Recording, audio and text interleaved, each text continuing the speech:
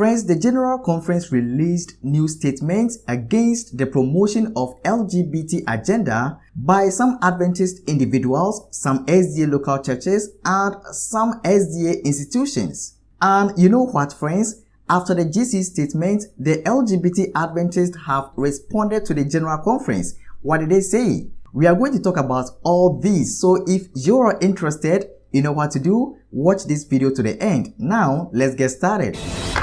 Friends, just some few days ago, the GC released statements against some SDA institutions, some SDA local churches, and Adventist individuals promoting and supporting the agenda of LGBT. The statement shows that the GC has realized that there is an increase in the promotion of LGBT agenda in Adventism.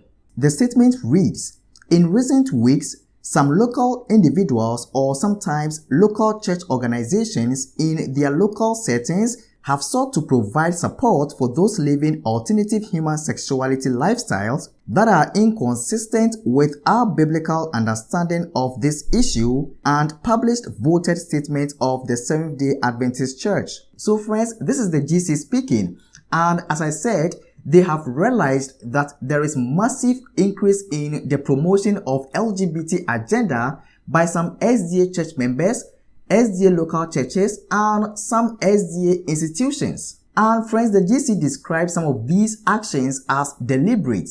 The statement says, for some in their local settings, there have been deliberate efforts to advance the cause of alternative human sexuality lifestyles, that is LGBT lifestyle, without regard for the authority of God's word and the counsels provided in the spirit of prophecy.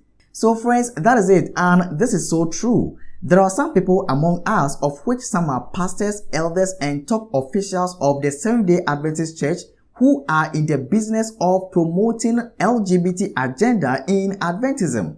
And the GC continues that the General Conference affirms the voted statement on human sexuality, homosexuality, and transgenderism published by the Seventh-day Adventist Church and does not support, endorse, or condone activities that seek to promote human sexuality behaviors not in accordance with God's word. So friends, what the GC is saying is that it doesn't support the activities of local churches or SDA institutions that seek to promote the agenda of LGBT. So no more LGBT affirming lectures in our local churches, no more LGBT colors or LGBT flags in our local churches, no more LGBT anything in our local churches or in any Adventist institutions, because the Seventh-day Adventist Church does not support the promotion of LGBT. The church doesn't support the practice of LGBT either.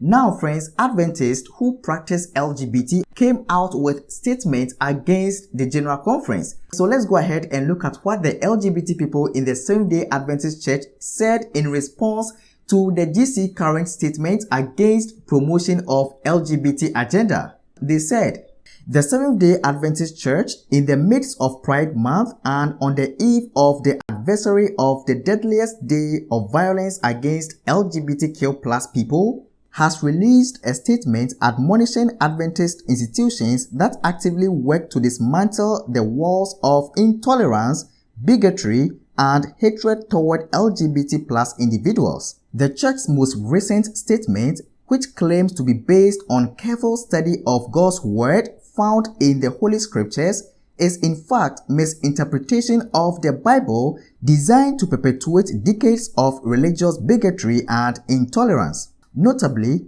while the church released a statement against institutions that extend God's love and acceptance to LGBTQ+ people, they remained silent on the bill recently enacted in Uganda that imposes harsh sanctions, even prison sentences, on those even accused of being queer, thus inflicting even more harm upon LGBT+ individuals. So friends, these people are challenging the GC and the Seventh-day Adventist Church as a whole. But what I'm going to read to you is much more interesting.